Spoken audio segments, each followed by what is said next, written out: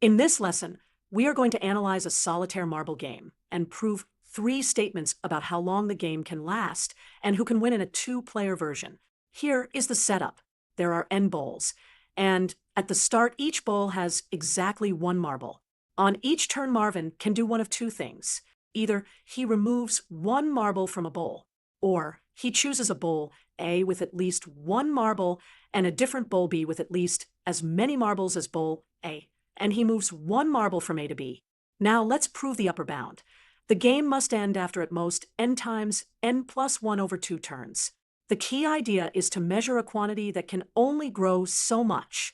We will define a potential function. For each bowl with m marbles, we assign the triangular number m times m plus 1 over 2. Then we add those numbers over all bowls.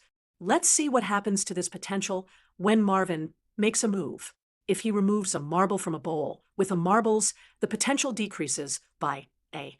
If he moves a marble from a bowl with a marbles to a bowl with B marbles, where B is at least A, the potential increases by B minus a plus 1, which is at least 1. So every move increases the potential by at least 1, while every removal decreases the potential. Now, what are the possible values of the potential?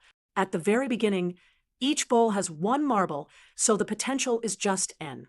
The potential is maximized when all marbles are stacked in 1 bowl, giving triangular number n times n plus 1 over 2. This means the total increase in potential can be at most n times n plus 1 over 2 minus n.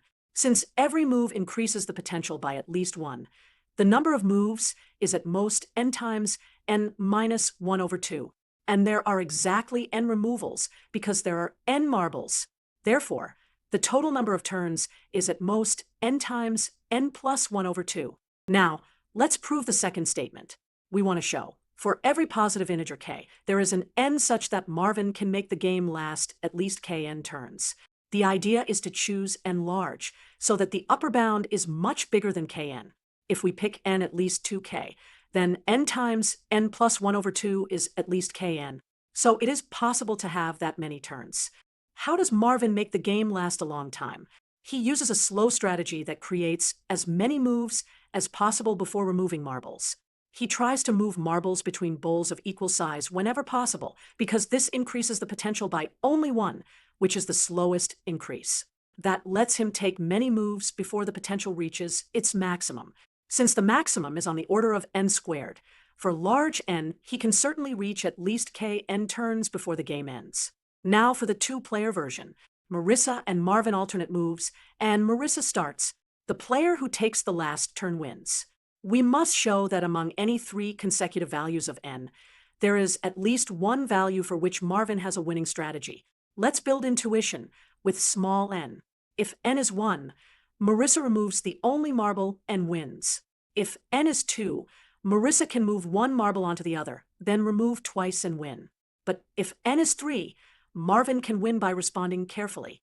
Let's visualize the n equals 3 case. Marisa might remove 1 marble first, leaving 2 bowls with 1 marble. Then Marvin can move 1 marble onto the other, leaving a stack of 2. Now every move is forced, and Marvin ends up taking the last marble.